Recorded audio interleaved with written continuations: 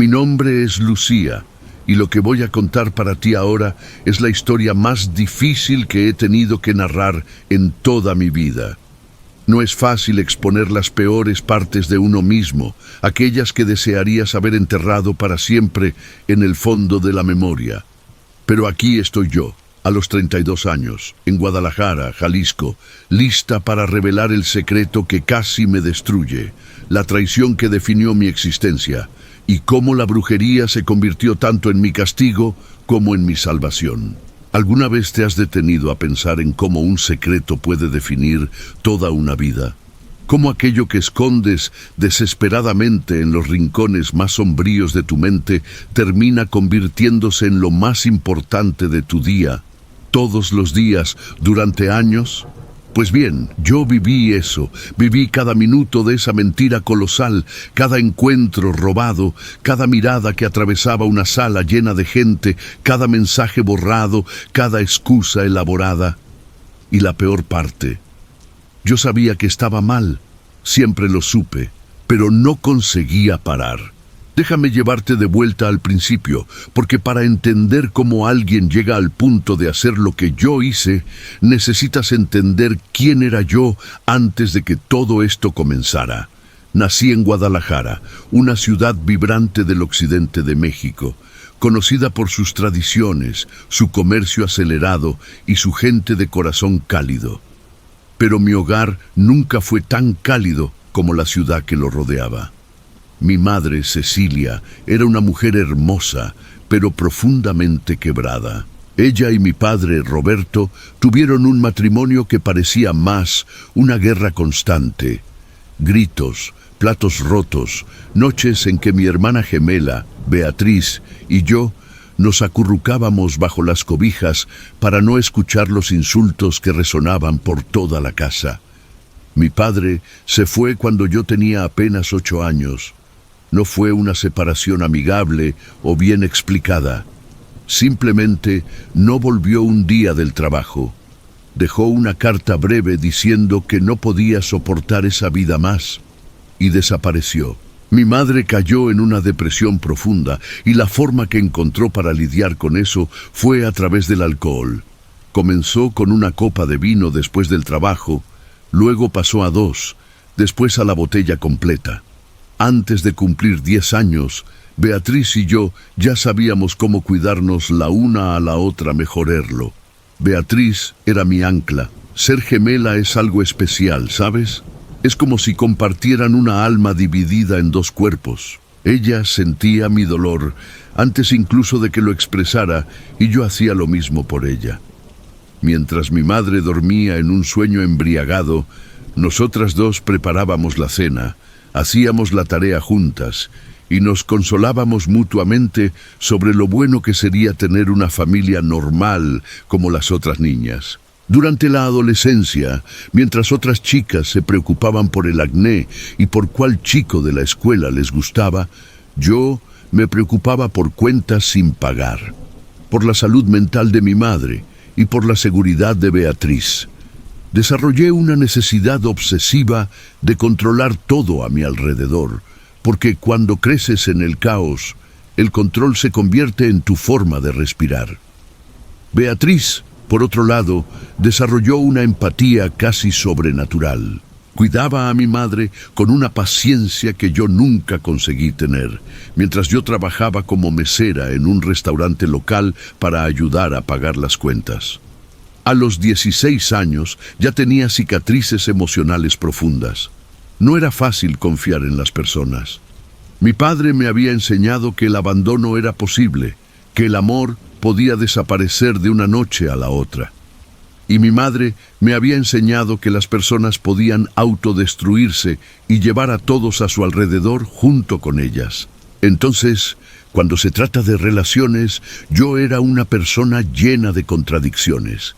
Al mismo tiempo que ansiaba desesperadamente por amor y validación, también sabía, en el fondo de mi ser, que no lo merecía, que había algo mal conmigo. Beatriz, aunque era mi gemela, era diferente. Tenía una capacidad de amar que yo envidiaba secretamente. Creía que las personas podían cambiar, que el amor podía sanar, que la vida podría ser mejor. Mientras yo construía muros, ella construía puentes. Y eso la llevó, a los 25 años, a enamorarse de Andrés. Andrés era un hombre de 30 años cuando conoció a Beatriz. Era vendedor de automóviles. Tenía una sonrisa que iluminaba cualquier sala. Era atento, romántico, todo lo que un hombre debería ser al principio de una relación. Lo conocí en una comida familiar y en ese momento estaba feliz por mi hermana. Verdaderamente feliz. Ella merecía a alguien que la amara de esa forma. Ellos salieron durante 2 años antes de casarse.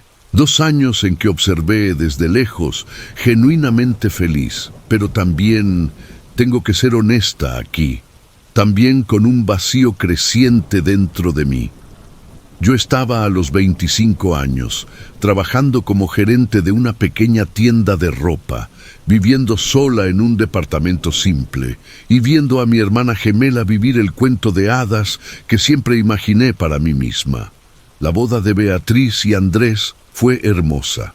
La ceremonia tuvo lugar en una pequeña iglesia en el centro de Guadalajara, con parientes y amigos cercanos. Yo fui la dama de honor y durante toda la ceremonia sentí una emoción compleja que no podía nombrar totalmente. Felicidad, sí, pero también tristeza, envidia y algo más que no podía identificar. Después de la boda, se mudaron a un departamento en la zona de Chapultepec, un área más desarrollada de Guadalajara. Beatriz continuó su trabajo como maestra de educación preescolar y Andrés continuó vendiendo autos. Yo los visitaba frecuentemente y fue durante una de esas visitas que todo comenzó a cambiar. Había un sábado por la noche. Beatriz había salido para una reunión con amigas y yo estaba en su departamento ayudando a Andrés a montar un librero que había comprado. Era una tarea simple, pero mientras trabajábamos, conversábamos. Él me contaba sobre sus sueños, sobre cómo a veces se sentía inadecuado en relación a Beatriz, porque ella era tan perfecta, tan llena de luz, y él se sentía solo un hombre común. Yo lo escuché, y aquí está lo importante, lo entendí, porque yo también me sentía así, inadecuada, común, y había algo en la forma que me miraba mientras hablaba, algo que hizo que mi corazón se acelerara. No era nada obvio, no era como en las películas, pero había una conexión, un reconocimiento mutuo de 2 personas que se sentían invisibles. Esa noche, cuando Beatriz llegó a casa y nos encontró en la sala, Andrés estaba sentado cerca de mí, quizá un poco más cerca de lo que debería. Nada había pasado, nada físico, pero Beatriz vio algo en nuestros ojos, vio algo que la asustó. Ella no dijo nada esa noche, pero percibí el cambio en el aire. En los días siguientes me llamó para preguntarme cómo estaba, si todo estaba bien, si había algo que quisiera contarle. Negué todo. Dije que era paranoia suya, que Andrés y yo solo conversábamos como cuñados deberían hacerlo. Y ella creyó, porque Beatriz siempre creía en mí. Porque éramos gemelas, y las gemelas no se mienten la una a la otra. O al menos eso es lo que ella creía. Pero yo estaba mintiendo. Porque esa noche, después de ese encuentro aparentemente inocente, no conseguía dejar de pensar en Andrés. Cada vez que lo veía, mi corazón se disparaba. Cada conversación se convertía en una oportunidad de estar cerca de él. Y él, bueno, él también comenzó a buscar oportunidades de estar cerca de mí. No puedo decir exactamente cuándo el casi se convirtió en realmente. No hay un momento específico donde despiertas y decides, hoy voy a traicionar a mi hermana gemela y destruir a mi familia. No funciona así. Funciona en pequeños pasos, un toque accidental que no es tan accidental. Un mensaje de texto que debería ser profesional, pero que carga una carga emocional. Un encuentro casual en un centro comercial donde sabes que él estará. El primer beso sucedió en un motel barato, en las afueras de Guadalajara. casi 2 años después de ese primer encuentro en el librero.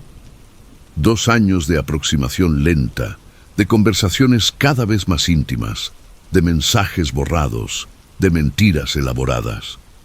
Cuando sus labios tocaron los míos, sentí una mezcla de éxtasis y horror.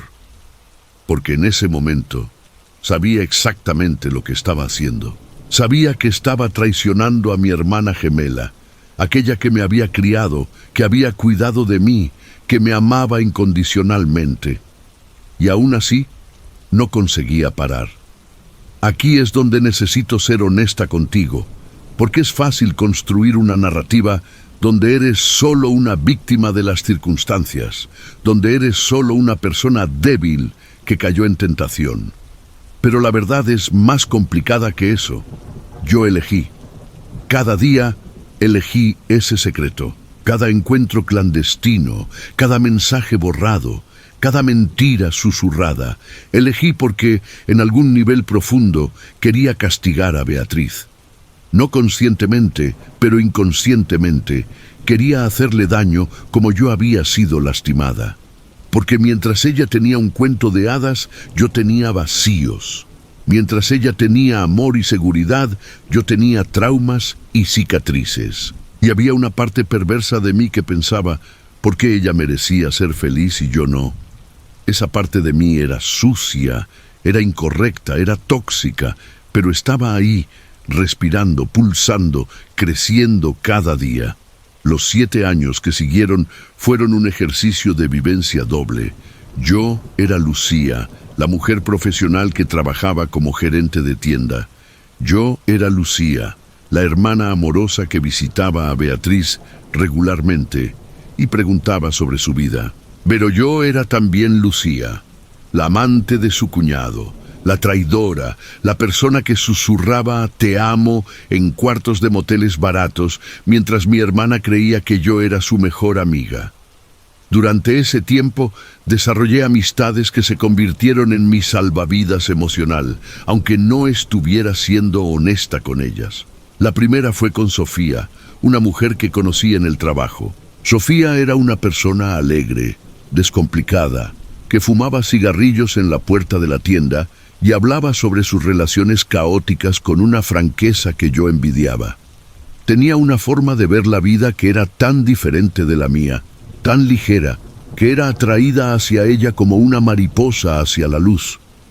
Una noche, después del trabajo, cuando estábamos cerrando la tienda, Sofía me preguntó por qué era tan reservada, por qué nunca hablaba sobre mi vida personal, y en ese momento, sintiendo el peso de todos esos secretos, cometí un error.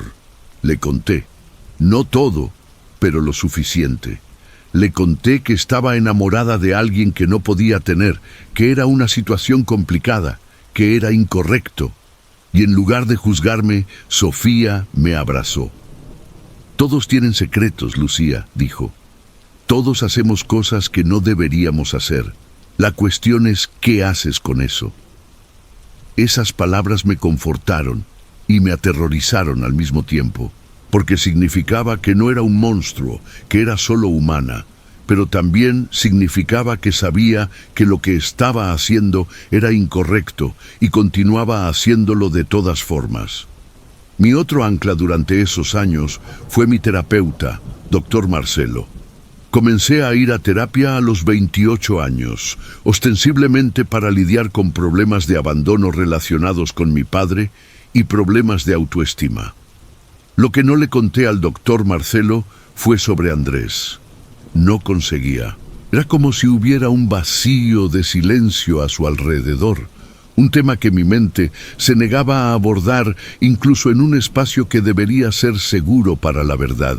El doctor Marcelo era un hombre de 50 y tantos años, con cabello gris y una forma de escuchar que te hacía sentir realmente visto. Me ayudó a entender muchas cosas sobre mí misma, cómo mi necesidad obsesiva de control venía del caos de mi infancia, cómo mi dificultad para confiar venía del abandono de mi padre, cómo mi búsqueda de validación externa era un intento de llenar el vacío dejado por una madre que no conseguía estar presente.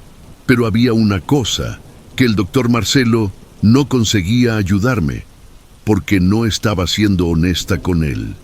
Y esa cosa era la razón por la cual realmente necesitaba terapia. Andrés, durante esos 7 años, fue viviendo su propia vida con Beatriz. Hablaban sobre tener hijos, pero nada sucedía. Había una tensión creciente en su matrimonio, un frío que yo podía sentir cuando los visitaba. Beatriz se ponía cada vez más triste, más desesperada, mientras Andrés se volvía cada vez más distante. Y yo sabía por qué. Sabía porque él me lo contaba, porque nuestras noches juntas, entre las sábanas sudadas de moteles baratos, él hablaba sobre cómo no conseguía más fingir, cómo se sentía atrapado, cómo estaba enamorado de mí.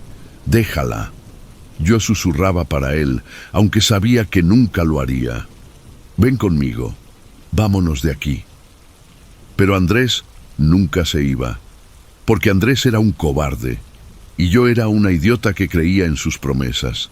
A los 30 años estaba en un punto de quiebre. Mi cuerpo comenzó a desarrollar síntomas de estrés extremo.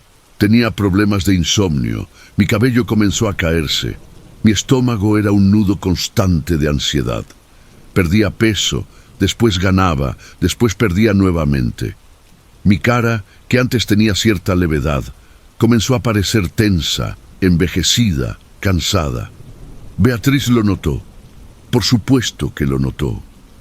Era mi hermana gemela, y a pesar de todos mis secretos, había una conexión entre nosotras que trascendía las mentiras. Me llamaba frecuentemente, preocupada, preguntando si estaba bien, si había algo que ella pudiera hacer. Y cada una de esas llamadas era una puñalada en mi corazón, porque sabía exactamente lo que le estaba haciendo. Pero no conseguía parar. Sofía, durante ese período, se convirtió en mi confidente parcial. Sabía que estaba en una situación complicada, pero no sabía los detalles. Una noche, cuando estábamos bebiendo vino en mi departamento, me dijo algo que me marcó profundamente. Lucía, cualquier cosa que estés escondiendo, cualquier cosa que estés haciendo, no vale la pena, porque al final la verdad siempre sale a la luz. Y cuando salga, será peor de lo que imaginas.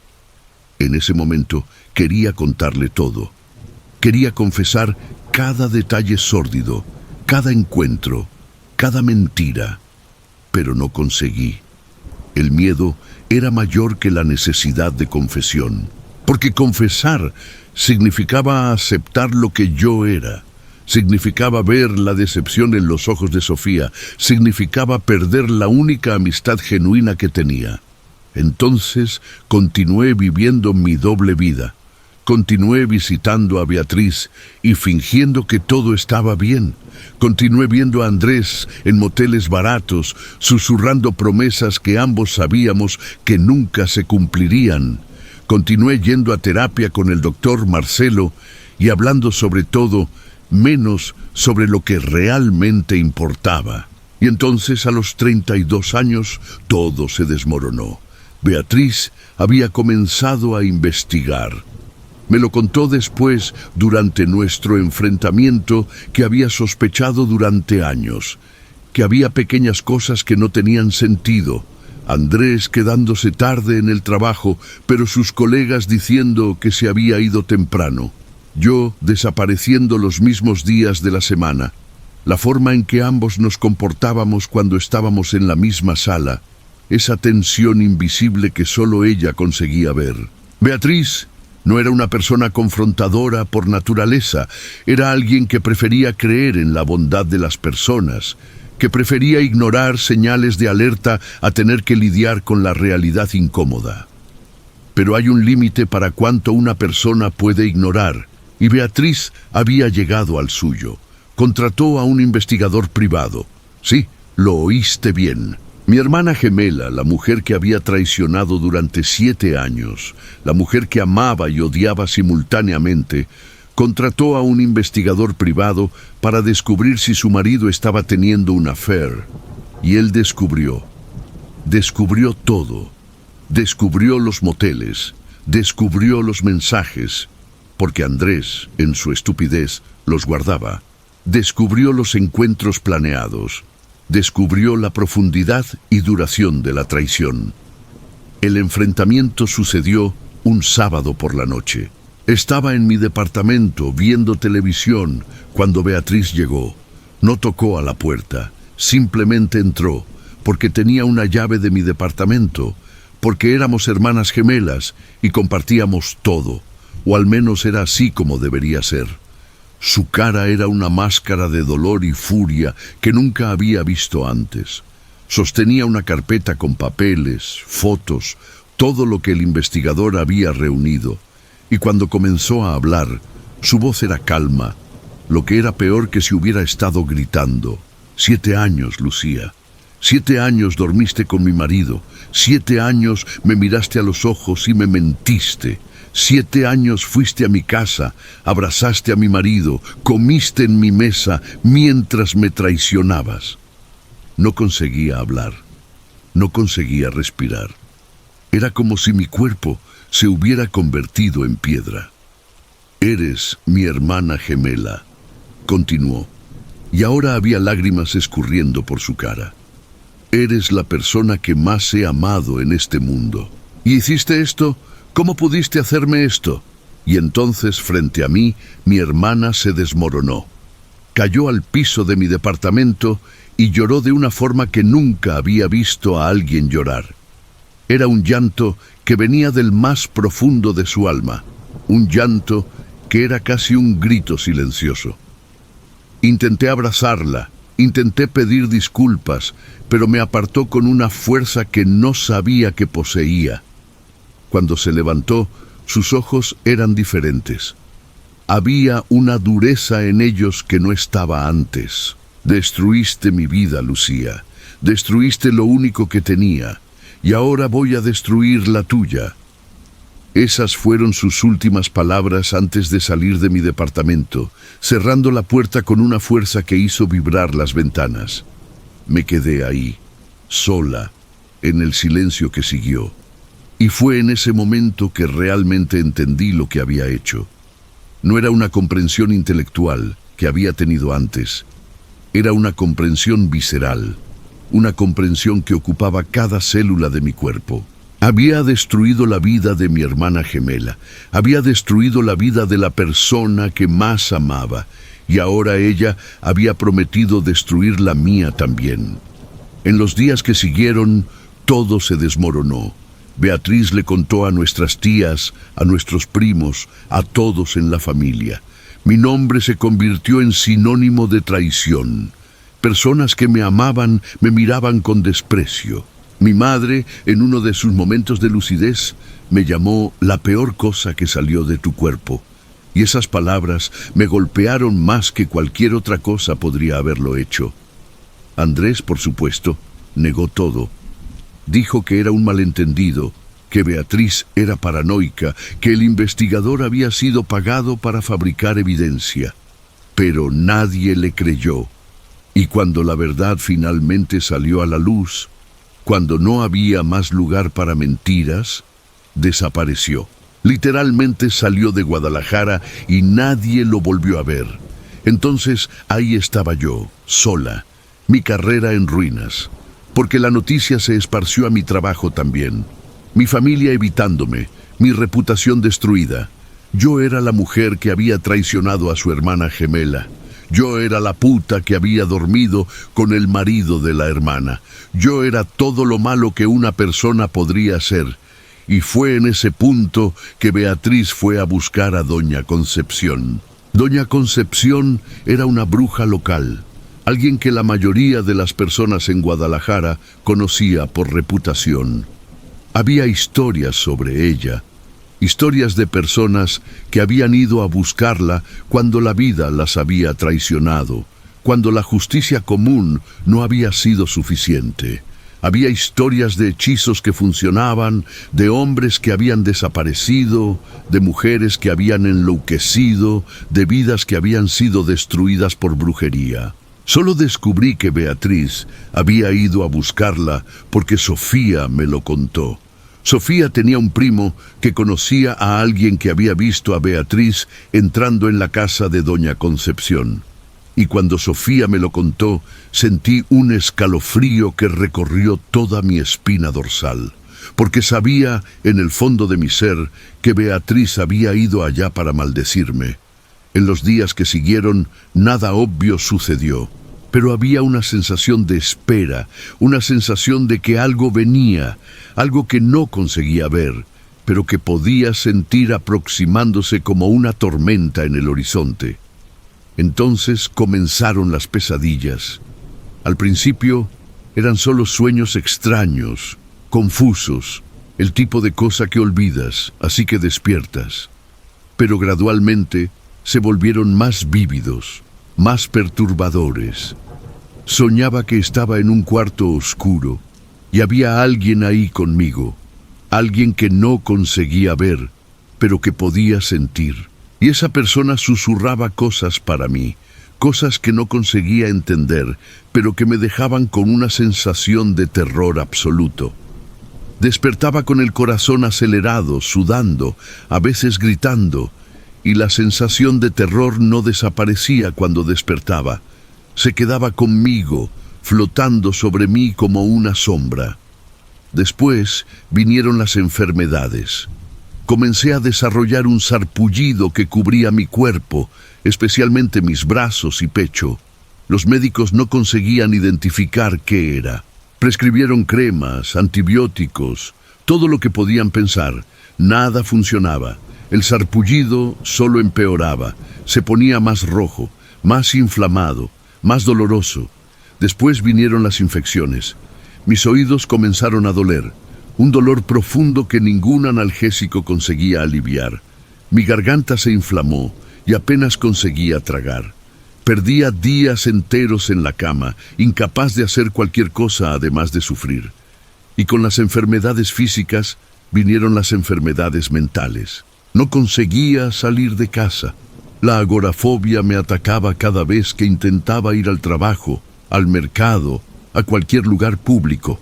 Mi corazón se dispararía, mi respiración se volvería superficial y estaría segura de que iba a morir. Entonces volvía a casa, cerraba la puerta y me acurrucaba en la cama. Perdí mi empleo. Después de faltar varios días, mi jefe simplemente me dijo que no podía más contar conmigo. No tenía energía para argumentar. Solo acepté. Mis pocos amigos comenzaron a desaparecer.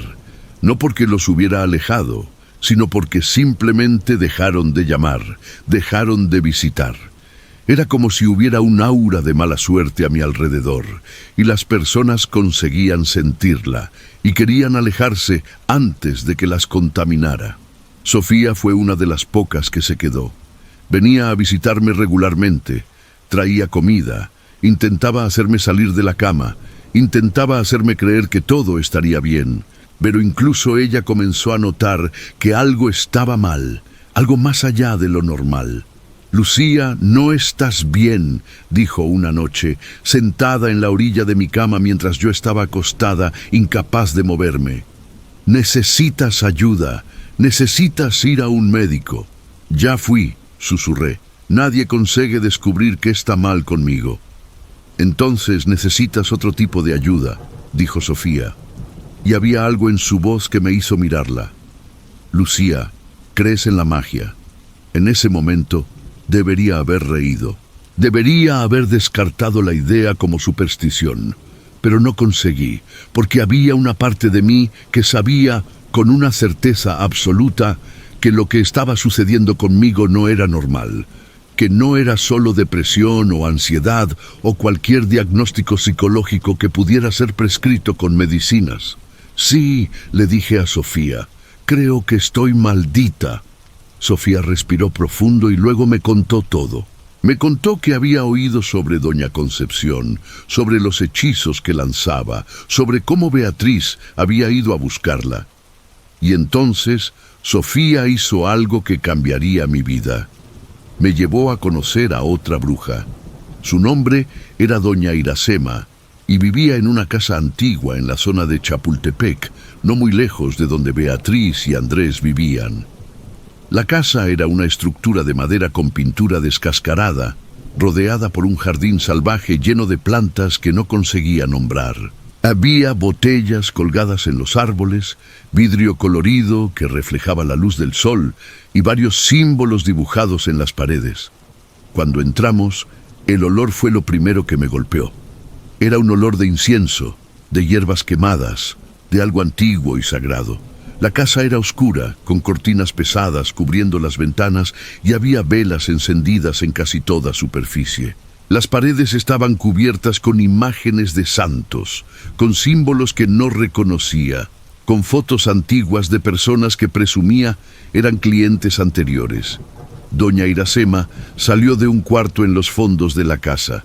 Era una mujer que debía tener unos 70 años, con cabello blanco largo atado en un moño y una presencia que era casi palpable.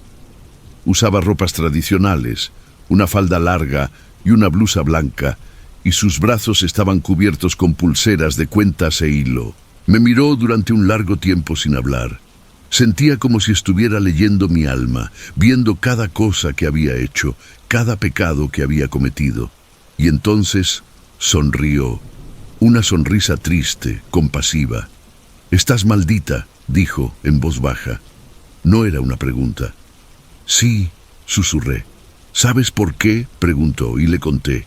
Le conté sobre Beatriz, sobre Andrés, sobre los 7 años de traición, sobre el enfrentamiento, sobre todo.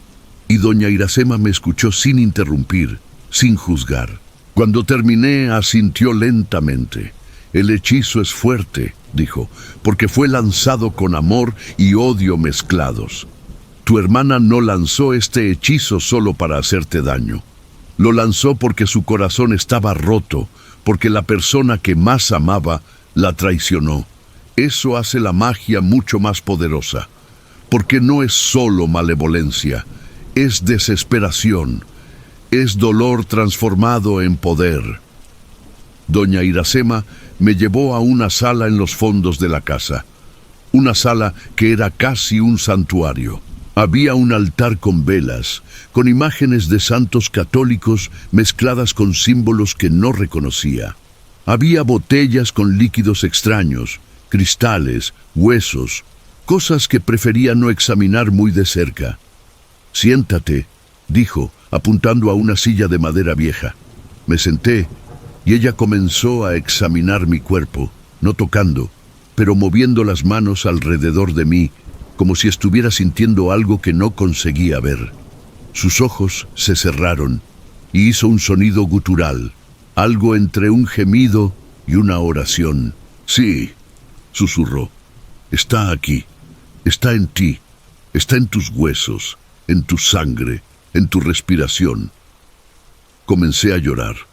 No porque estuviera asustada, aunque lo estaba, sino porque, por primera vez desde que todo había comenzado, alguien había confirmado que no estaba loca, que lo que estaba sucediendo era real. «¿Puedes ayudarme?», pregunté. Doña Iracema abrió los ojos y me miró. «Sí, pero no será fácil, y no será rápido, y tendrás que hacer cosas que no quieres hacer». «Haré cualquier cosa», dije. «Lo dices ahora», respondió, «pero cuando sepas el precio puedes cambiar de opinión». Me explicó que había 2 opciones. La primera era un ritual de limpieza, algo que removería el hechizo, pero que dejaría cicatrices. Nunca sería completamente la misma. Siempre habría una parte de mí que cargaría la marca de esa maldición. La segunda opción era más complicada. Era un ritual de transformación, algo que no removería el hechizo, pero que lo transformaría, que haría que la maldición se convirtiera en una bendición. Pero eso requeriría que enfrentara la raíz del problema, que entrara en contacto con mis heridas más profundas, que finalmente dijera la verdad sobre quién realmente era. «¿Cuál quieres?», preguntó doña Iracema. Pensé sobre eso durante un largo tiempo. La primera opción era más segura, más rápida. Pero la segunda opción ofrecía la posibilidad de una cura real, de una transformación real. «La segunda», dije. Doña Iracema asintió. Entonces necesitamos comenzar con el ritual de preparación. Vendrás aquí 3 noches seguidas. Cada noche haremos un ritual diferente. Cada ritual te traerá más cerca de la verdad. Así comenzó mi viaje a través de la magia, no para destruir, sino para sanar. La primera noche, doña Iracema me pidió que traiga algo que representara a mi hermana. Traje una foto de nosotras dos cuando éramos niñas, antes de que todo se complicara, cuando aún éramos solo 2 niñas que se amaban sin cuestionamiento. Ella colocó la foto en un plato de barro y luego me pidió que me sentara frente a ella. Quemó incienso y el humo comenzó a llenar el cuarto. Ella comenzó a cantar en una lengua que no reconocía, una lengua que sonaba antigua y poderosa. «Vas a hablar la verdad ahora», dijo, aún cantando. «Vas a decir por qué hiciste lo que hiciste. No las excusas que te dices a ti misma, la verdad real». Y entonces, sentada en ese cuarto lleno de humo, con la foto de mi hermana frente a mí, comencé a hablar. Y las palabras que salieron de mi boca no eran las que esperaba. «La odio», dije. «Odio que sea tan buena, tan pura, tan capaz de amar. Odio que tenga todo lo que yo quería y que no lo apreciara. Odio que fuera la hija favorita de mi madre, que consiguiera hacer que mi madre dejara de beber solo con su presencia, mientras yo nunca conseguí. Odio que sea hermosa y feliz y que su vida tenga sentido, mientras la mía es un caos». Las palabras continuaron saliendo, cada una más venenosa que la anterior, y mientras hablaba, percibí que estaba diciendo cosas que había enterrado tan profundamente que ni siquiera yo sabía que existían. «La odio porque es todo lo que quería ser, y porque eso me hace querer destruir su felicidad. La odio porque cuando ella es feliz, me siento aún más miserable. La odio porque me ama, y eso me hace sentir culpable, lo que me hace odiarla aún más». Cuando terminé, estaba sudando, temblando, como si hubiera vomitado veneno. Doña Iracema solo asintió. «Bien», dijo. «Ahora comenzaste a decir la verdad. Vuelve mañana por la noche». La segunda noche, ella me pidió que traiga algo que representara a Andrés. Traje una pluma que él había dejado en mi departamento, algo que había guardado como un tesoro, un recordatorio de nuestros encuentros secretos. Nuevamente me senté frente a ella. Nuevamente el humo llenó el cuarto. Nuevamente ella comenzó a cantar. «Ahora vas a hablar sobre él», dijo. «Vas a decir la verdad sobre lo que significaba para ti». Y hablé. Hablé sobre cómo Andrés había representado para mí la posibilidad de ser amada, de ser elegida. Hablé sobre cómo había llenado el vacío dejado por mi padre. Hablé sobre cómo sabía desde el principio que nunca dejaría a Beatriz, pero que fingía que lo haría porque la esperanza era lo único que me mantenía viva. Sabía que era mentira, dije. Sabía que era un cobarde. Sabía que nunca tendría el coraje de dejar a mi hermana, pero prefería creer en la mentira que enfrentar la verdad de que no era digna de ser realmente amada, que era solo alguien para llenar un vacío temporal. Y mientras hablaba, percibí algo importante. Andrés no era el villano de la historia. Yo lo era, porque había elegido creer en sus mentiras. Había elegido ignorar las señales. Había elegido poner mi deseo por encima del bienestar de mi hermana. «¿Lo amas?», preguntó doña Iracema. «No», respondí. Y fue la primera vez que lo dije en voz alta. Nunca lo amé. Amaba la idea de lo que representaba. Amaba la sensación de ser deseada. Pero él en sí, no. Nunca lo amé. «Bien», dijo doña Iracema. «Vuelve mañana por la noche. Esta será la noche final». En la tercera noche, doña Iracema no me pidió que traiga nada. Simplemente me pidió que me traiga a mí misma. Cuando llegué, la casa era diferente. Había más velas, más incienso, y el altar había sido reconstruido. En el centro había un espejo. «Siéntate frente al espejo», dijo. Me senté, y por primera vez en meses realmente miré mi reflejo. Mi cara era pálida, mis ojos estaban hundidos, mi cabello estaba opaco. Había perdido mucho peso y había algo en mi expresión que era casi aterrador. Parecía una mujer que había sido consumida desde adentro hacia afuera. Doña Iracema comenzó el ritual. Esta vez no cantó en una lengua extranjera. Habló en español y sus palabras eran poesía y magia al mismo tiempo. «Lucía», dijo, «eres una hija del caos. Naciste en dolor, y ese dolor se convirtió en tu identidad. Aprendiste temprano que el mundo no era seguro, que las personas te abandonaban, que el amor era una ilusión. Y entonces construiste muros. Muros tan altos y tan gruesos que nadie conseguía entrar, pero tampoco nadie conseguía salir», continuó, y con cada palabra sentía como si estuviera pelando capas de mí misma, exponiendo las heridas que había pasado mi vida entera intentando esconder. «Traicionaste a tu hermana no porque la odiases, sino porque te odiabas a ti misma. Dormiste con el marido de ella no porque lo amaras, sino porque querías probar para ti misma que eras digna de ser amada. Viviste una mentira porque la verdad era demasiado dolorosa para enfrentar. Y entonces hizo algo que cambiaría todo. Colocó sus manos en mi cara y comenzó a susurrar palabras en una lengua que no entendía, pero que podía sentir. Y mientras susurraba, comencé a ver cosas en el espejo. No mi reflejo, sino imágenes. Imágenes de mí misma como niña, escondida debajo de una mesa mientras mis padres gritaban. Imágenes de mí y Beatriz durmiendo juntas en la cama porque teníamos miedo de estar solas. Imágenes de mí a los 16 años, trabajando como mesera, viendo a mis colegas salir a fiestas mientras yo volvía a casa para cuidar a mi madre. Y entonces vi la imagen de mí a los 25 años, cuando Beatriz se casó. Vi su cara, radiante de felicidad, y vi mi cara, llena de envidia y desesperación. Vi el momento exacto en que decidí que no merecía ser feliz, que si no podía tener felicidad, entonces nadie más debería tenerla. Vi cada encuentro con Andrés a través de los ojos de una persona diferente. Vi el dolor en su cara cuando fingía amar a mi hermana mientras dormía conmigo.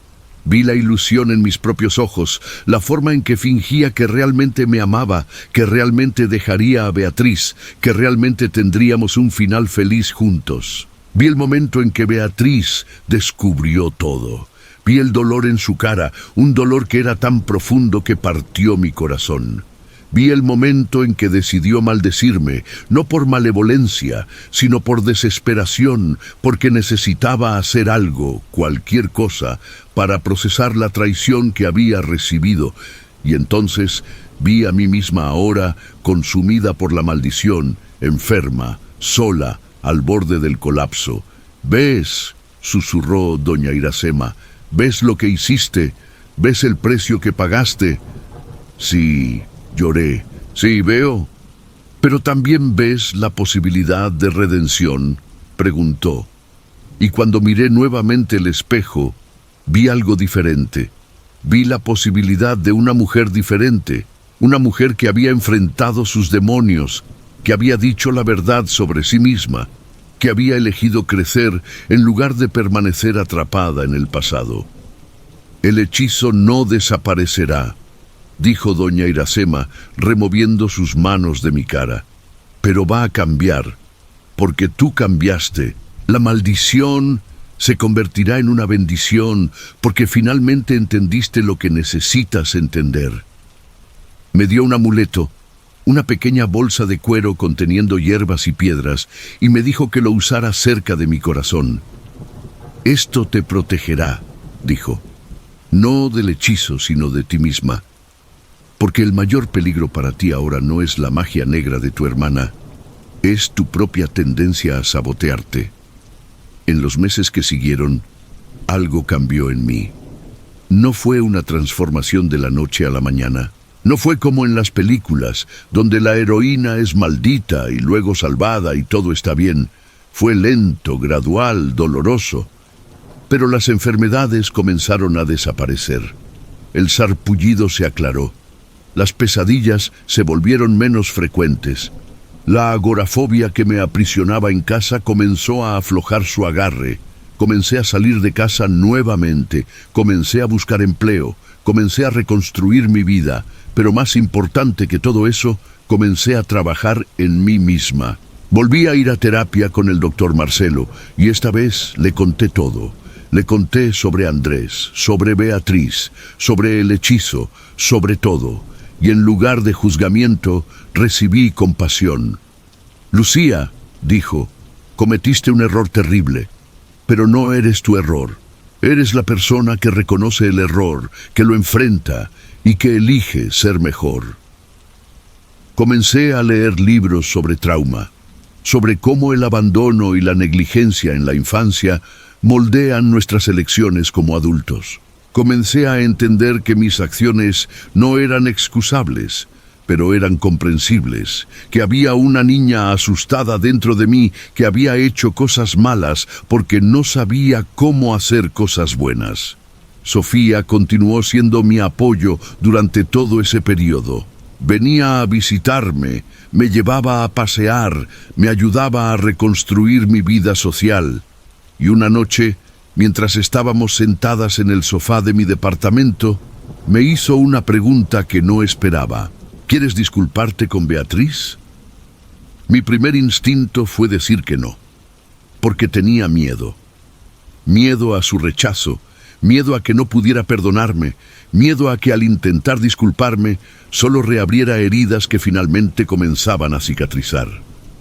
Sí, dije, pero ella nunca me perdonará. No sabes eso, respondió Sofía, y aunque no perdone, mereces intentar.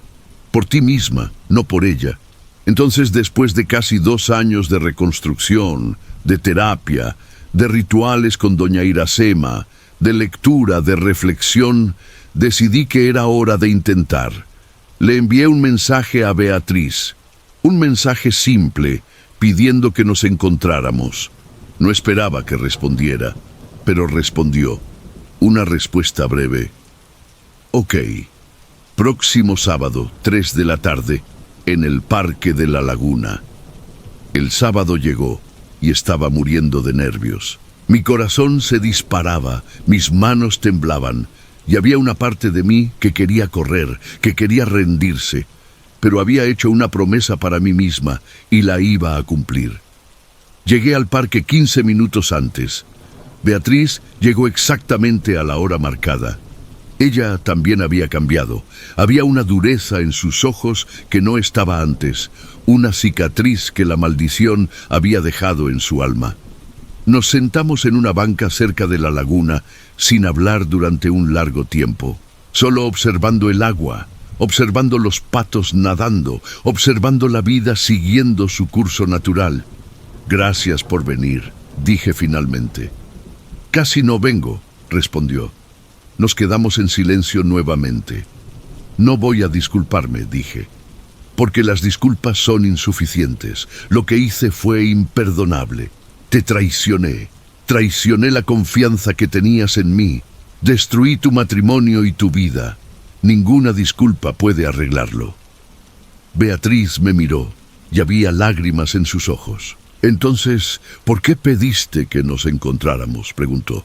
Porque merecía saber que entendí, dije, que finalmente entendí el tamaño de lo que hice, que no fue un error impulsivo, que fue una elección que hice repetidamente durante 7 años, que fue malévolo, aunque no haya comenzado así. Beatriz respiró profundo, y entonces comenzó a hablar. ¿Sabes cuál fue lo peor?, preguntó. No fue descubrir que estabas durmiendo con Andrés. Fue percatarme de que lo habías planeado, que me habías mentido durante años, que cada vez que me visitabas, que cada vez que me abrazabas, estabas mintiendo. Lo sé, dije. ¿Sabes qué hice?, continuó. Fui a buscar a doña Concepción y le pedí que te maldijera. Le pedí que te destruyera, porque quería que sufrieras como yo estaba sufriendo. Lo sé, dije nuevamente. ¿Y sabes qué pasó?, preguntó Beatriz, y ahora había una nota de arrepentimiento en su voz. Te vi sufrir, te vi enfermarte, quedarte sola, quedarte miserable, y en lugar de hacerme feliz, como pensé que haría, me hizo aún más miserable, porque a pesar de todo lo que hiciste, eres mi hermana gemela, y verte sufrir fue como sufrir conmigo misma. Ella lloró entonces y la abracé, no porque todo estuviera perdonado, no porque todo estuviera bien, sino porque éramos dos mujeres que nos habíamos lastimado mutuamente profundamente y que finalmente estábamos reconociendo ese hecho. Fui a buscar a doña Iracema, continuó Beatriz, entre lágrimas. Después de verte tan enferma, fui a buscar a doña Iracema y le pedí que deshiciera el hechizo. Ella se negó. Dijo que la maldición ya había hecho su trabajo, que había servido su propósito, que ahora era sobre lo que tú harías con eso. ¿Cuándo fue eso?, pregunté. Hace aproximadamente 1 año, respondió Beatriz. Mientras tú estabas haciendo tus rituales de cura, yo estaba haciendo mis propios rituales de arrepentimiento. Doña Iracema me ayudó a entender que lanzar ese hechizo había sido un error, que la venganza nunca cura nada, que solo nos lastima más. Nos sentamos ahí, abrazadas, al lado de la laguna, mientras el sol comenzaba a ponerse. Y fue en ese momento que realmente entendí lo que había sucedido. La maldición no había sido solo sobre castigarme, había sido sobre forzarnos a ambas a enfrentar nuestras heridas, nuestra rabia, nuestras necesidades de control y venganza. No puedo pedirte que me perdones, dije, porque el perdón es algo que tienes que dar, no algo que yo pueda ganar. Pero lo que puedo hacer es prometer que pasaré el resto de mi vida intentando ser mejor, intentando ser alguien de quien puedas estar orgullosa de llamar hermana. Beatriz respiró profundo y entonces dijo algo que cambiaría todo. Ya te perdoné, Lucía. No ayer, no hoy, pero en algún punto durante el último año, mientras estaba haciendo mis propios rituales, mientras estaba procesando mi propia rabia, percibí que sostener ese odio era como beber veneno y esperar que murieras. Entonces lo dejé ir. Lloramos juntas entonces, 2 hermanas gemelas que casi se destruyen mutuamente, pero que finalmente encontraron el camino de vuelta la una a la otra. En los años que siguieron, Beatriz y yo reconstruimos nuestra relación. No era la misma que antes. Había cicatrices. Había un conocimiento de cuán profundamente podemos lastimar a las personas que amamos. Pero había también una comprensión más profunda, una empatía que solo puede venir de haber sido realmente herida y haber elegido perdonar de todas formas. Beatriz se divorció de Andrés, por supuesto. Él desapareció de Guadalajara y nadie nunca supo a dónde fue. A veces me pregunto si está en algún lugar, viviendo su vida, completamente inconsciente del caos que había causado. Pero la mayoría de las veces no pienso en él de forma alguna, porque no merecía mis pensamientos. Comencé a trabajar como consejera de mujeres que habían sido traicionadas. Usaba mi propia historia, mi propio viaje a través del dolor y la redención, para ayudar a otras mujeres a encontrar su propio camino. Y descubrí que había una cura profunda en transformar mi trauma en algo que pudiera ayudar a otras personas. Sofía continuó siendo mi mejor amiga. Conoció a un hombre, se casó, tuvo hijos, pero nunca se olvidó de mí, nunca dejó de estar ahí durante los momentos difíciles. Mi madre, Cecilia, finalmente consiguió quedarse sobria. Tomó años y mucha terapia, pero eventualmente lo logró. y cuando lo hizo, me pidió disculpas a mí y a Beatriz por las cosas que había dejado de hacer durante nuestra infancia. La perdonamos, porque entendimos que ella también era una víctima de sus propias circunstancias. El doctor Marcelo continuó siendo mi terapeuta durante muchos años. Me ayudó a entender que la cura no es un destino, es un viaje continuo, que siempre habría partes de mí que cargarían las cicatrices de esos 7 años, pero que esas cicatrices no me definían. Y doña Iracema. Bueno, doña Iracema se convirtió en una especie de mentora espiritual para mí. La visitaba regularmente y ella me enseñaba sobre magia, sobre energía, sobre cómo usar el poder que reside dentro de nosotros para sanar en lugar de lastimar. La brujería negra, me dijo una vez, es solo energía dirigida con intención negativa, pero la misma energía puede ser dirigida con intención positiva y se convierte en magia blanca, magia de cura. El poder no es bueno ni malo, es solo poder. Lo que importa es cómo lo usas. Esas palabras me marcaron profundamente, porque percibí que durante todos esos años había tenido poder. Poder para destruir, sí, pero también poder para sanar, poder para crecer, poder para transformar. 5 años después de nuestro encuentro en el parque, Beatriz conoció a un nuevo hombre. Su nombre era Carlos, y era un hombre bueno, alguien que la amaba genuinamente, sin expectativas, sin mentiras. Cuando me contó que estaba considerando casarse nuevamente, confieso que tuve un momento de miedo. Un momento en que me pregunté si ella realmente podía ser feliz nuevamente, o si mi traición había dañado algo en ella para siempre. Pero entonces la vi con Carlos, y vi que había encontrado algo real, algo que no estaba basado en ilusión o fantasía, sino en una conexión genuina y honesta. Me pidió que fuera la dama de honor nuevamente, y esta vez, cuando caminé a su lado, no había envidia, no había desesperación, no había deseo de destruir su felicidad. Había solo alegría genuina de ver a mi hermana gemela encontrar la paz que merecía. En cuanto a mí, también encontré el amor nuevamente. Su nombre era Felipe, y era un hombre que conocí a través de mi trabajo como consejera. Había pasado por su propio trauma, su propio viaje de cura, y cuando nos encontramos, había una comprensión mutua que era rara y preciosa. Felipe sabía sobre mi pasado. Le conté todo, sobre Andrés, sobre Beatriz, sobre el hechizo, sobre todo. Y en lugar de juzgarme, me amó.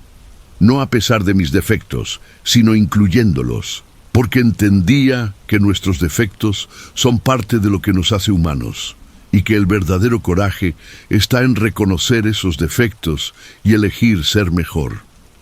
Pero no todo fue un cuento de hadas después de que comencé mi viaje de cura. Había momentos en que la culpa volvía, momentos en que despertaba por la noche, sudando, teniendo pesadillas sobre esos 7 años. Había momentos en que veía a una mujer que se parecía a Beatriz en un mercado y mi corazón se disparaba y era llevada de vuelta a ese sentimiento de pánico y vergüenza. Había momentos en que me preguntaba si realmente merecía ser feliz, si realmente merecía tener una vida buena, un trabajo satisfactorio, un hombre que me amaba. Si no era solo cuestión de tiempo antes de que todo se desmoronara nuevamente, antes de que la vida me castigara por lo que había hecho. Doña Iracema me ayudó a trabajar con esos sentimientos. La culpa es un regalo que continúas dándote a ti misma, me dijo una vez. Ya pagaste el precio por tu acción, ya sufriste la maldición, ya perdiste años de tu vida. En algún punto tienes que soltar la culpa y elegir la gracia.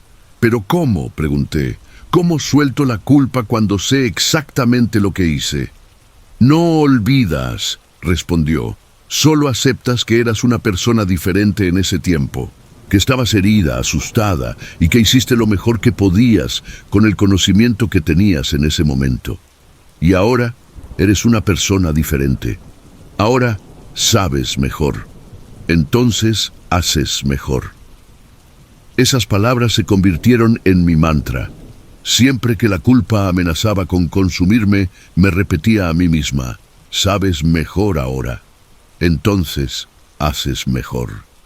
A los 32 años, cuando comencé esta historia, era una mujer que estaba apenas comenzando a reconstruir su vida. A los 37 años, cuando llego al final de esta historia, soy una mujer que tiene una vida que nunca imaginé que fuera posible. Tengo un trabajo que me da propósito. Tengo un hombre que me ama genuinamente. Tengo una hermana, que es también mi mejor amiga nuevamente. Tengo amigas verdaderas que me apoyan. Tengo una madre que está sobria y que está intentando ser mejor. Tengo una vida, pero más importante que todo eso, tengo paz. La paz que viene de haber enfrentado tus demonios, de haber dicho la verdad sobre ti misma, de haber elegido la redención en lugar de la destrucción. Hace algunos meses tuve un encuentro inesperado.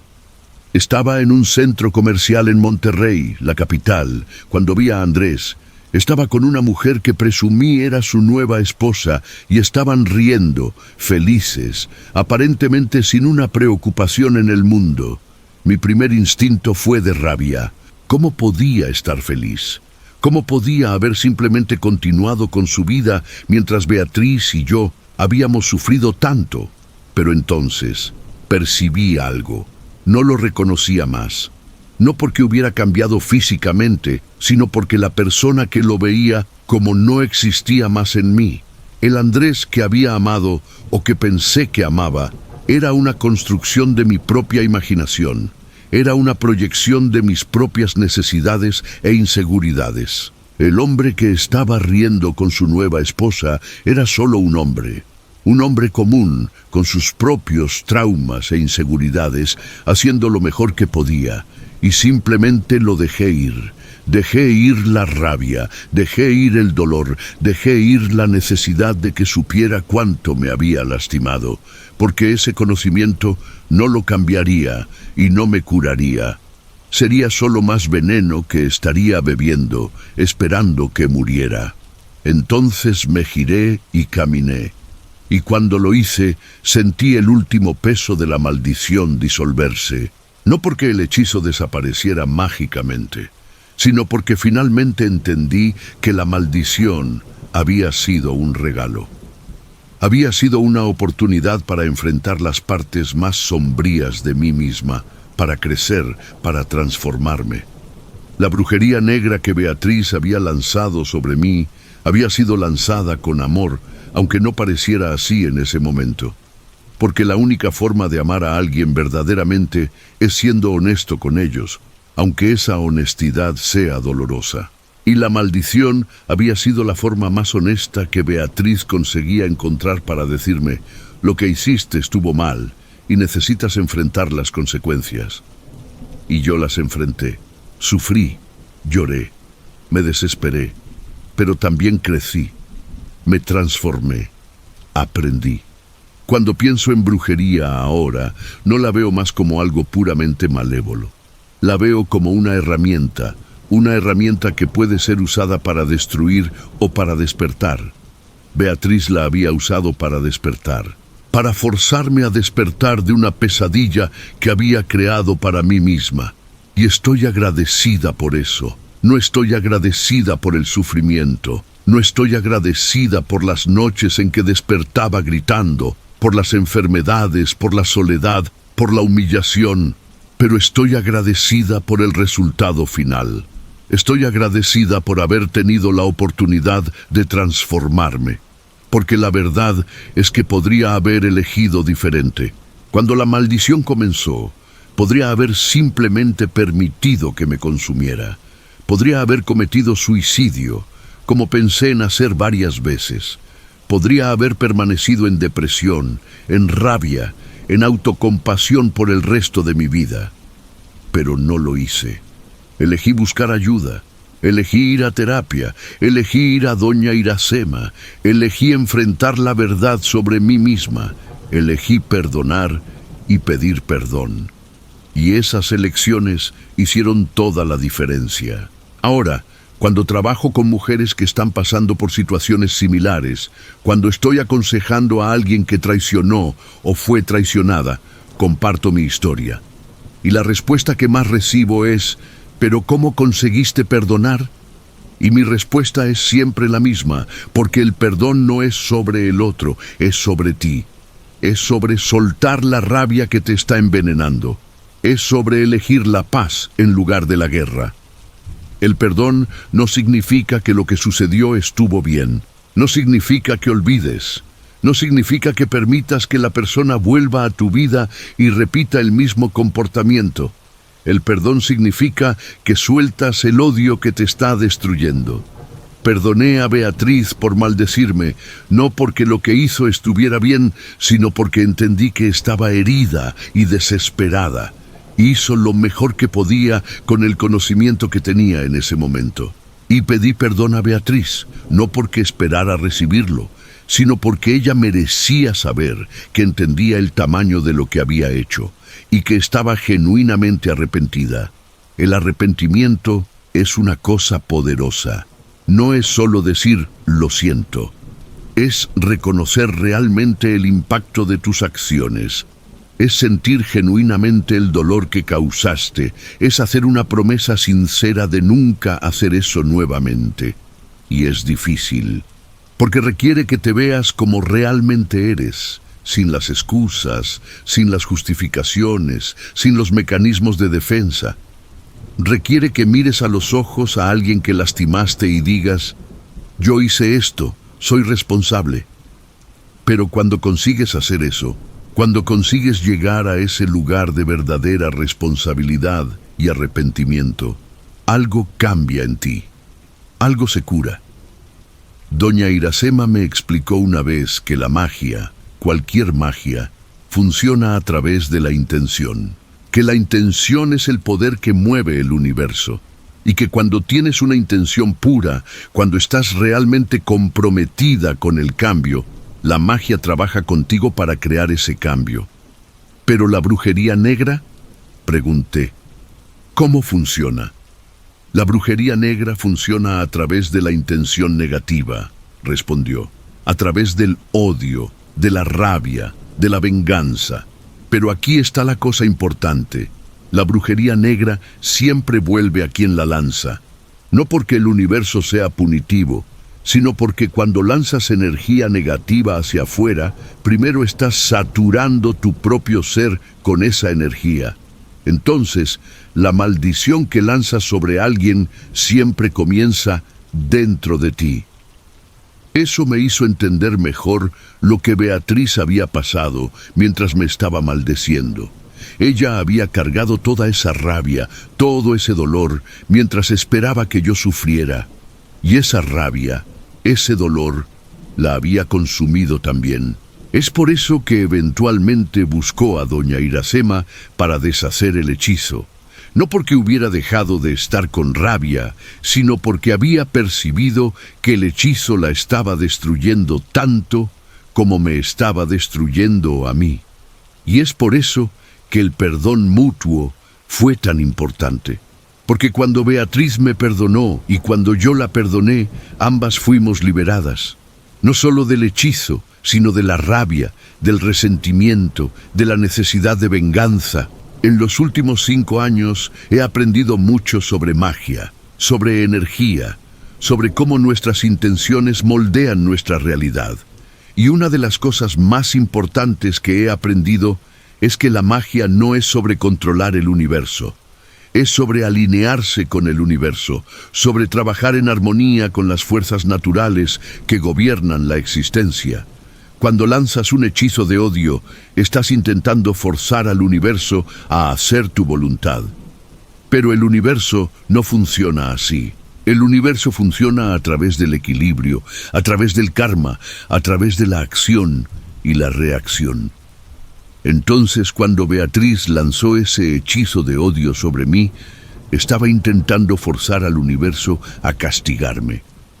Y el universo respondió: pero no de la forma que ella esperaba. Respondió trayendo a la luz la verdad sobre quién realmente era, forzándome a enfrentar mis demonios, dándome la oportunidad de transformarme.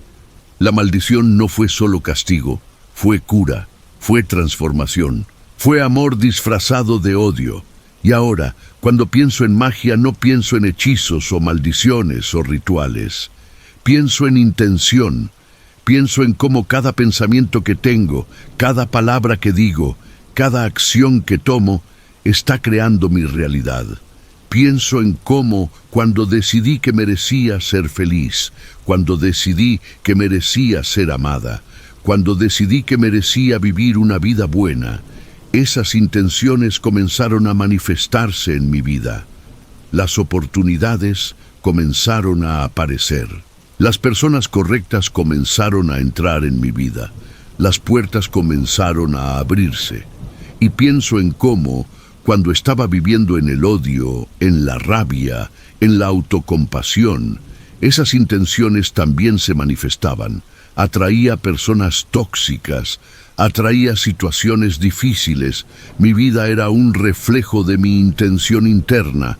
Entonces, en cierto sentido, la magia más poderosa que existe es la magia de cambiar tu intención, de cambiar tu mente, de cambiar tu perspectiva. Porque cuando cambias tu intención, cambias tu vida. Felipe, mi compañero, acostumbra decirme que soy una mujer mágica. Y me río, porque no entiende realmente lo que significa. Pero entonces explica: eres mágica porque conseguiste transformar el peor momento de tu vida en una oportunidad de crecimiento. Porque conseguiste transformar la traición en compasión. Porque conseguiste transformar la maldición en una bendición. Eso es magia verdadera. Y tiene razón, eso es magia verdadera. No es sobre manipular el universo para hacer tu voluntad. Es sobre transformarte para alinearte con el universo. Es sobre convertirte en la mejor versión de ti mismo y permitir que esa mejor versión atraiga la vida que realmente quieres. Hace algunos meses, Beatriz y yo visitamos a doña Iracema juntas. No para un hechizo, sino solo para visitarla, para agradecerle por todo lo que había hecho por nosotras. Cuando entré en su casa, con su olor a incienso y sus velas encendidas, sentí una paz que es difícil de describir. Era como volver a casa, como si esa casa, esa mujer, fuera parte de mi viaje espiritual de una forma que no conseguía totalmente explicar. Doña Iracema nos abrazó y cuando nos soltó, nos miró a ambas con una sonrisa. «Lo consiguieron», dijo. «Realmente lo consiguieron». «¿Conseguimos qué?», preguntó Beatriz. «Consiguieron perdonarse», respondió doña Iracema. «Consiguieron amarse nuevamente. Eso es el hechizo más grande que existe. Eso es magia verdadera». Y nos abrazamos, las tres, en ese cuarto lleno de humo de incienso y luz de velas. Y sentí, por primera vez en muchos años, que todo estaba realmente bien. No perfecto, pero bien, porque la vida nunca es perfecta. La vida es complicada, es desordenada, está llena de contradicciones y dilemas morales y elecciones difíciles, pero la vida también es hermosa. La vida también está llena de posibilidades, de oportunidades de crecimiento, de momentos de conexión genuina con otras personas. Y cuando consigues encontrar paz con las partes complicadas, cuando consigues aceptar las contradicciones dentro de ti mismo, cuando consigues perdonar tanto a ti mismo como a otros, entonces encuentras la verdadera magia, la magia de estar vivo, la magia de estar presente, la magia de amar y ser amado. Ahora, cuando las personas me preguntan sobre esos 7 años, sobre la traición, sobre el hechizo, sobre todo, no siento más vergüenza. Solo siento compasión por la mujer que era y gratitud por la mujer que me he convertido. Porque esa mujer, Lucía a los 25 años, Lucía a los 30 años, Lucía que estaba durmiendo con su cuñado, Lucía que estaba mintiendo a su hermana gemela. Esa Lucía no era mala, solo estaba herida. Solo era alguien que estaba intentando llenar vacíos con las herramientas incorrectas, que estaba intentando sentirse amada de formas que solo la lastimaban más. Y ahora, Lucía a los 37 años, Lucía que perdonó y fue perdonada, Lucía que transformó su dolor en propósito, Lucía que trabaja ayudando a otras mujeres a encontrar su propio camino a través de la traición y el trauma. Esa Lucía está en paz, no porque todo haya sido resuelto perfectamente, sino porque aprendí que la paz no viene de que todo esté perfecto. La paz viene de aceptar la imperfección, de aceptar que eres humana, de aceptar que vas a cometer errores y que esos errores no te definen. ¿Quién eres? Es la forma en que respondes a tus errores. Es si elegiste crecer o si elegiste permanecer atrapada. Es si elegiste perdonar o si elegiste guardar resentimiento. Y yo elegí crecer, elegí perdonar, elegí amar. Y esa elección, esa simple pero profunda elección, cambió todo. Para cualquier persona que está leyendo esto, que está pasando por su propia traición, su propio trauma, su propio infierno personal, quiero que sepas, no hay nada que hayas hecho que sea tan malo que no puedas redimirte. No hay herida tan profunda que no pueda cicatrizar. No hay oscuridad tan completa que no pueda ser penetrada por la luz.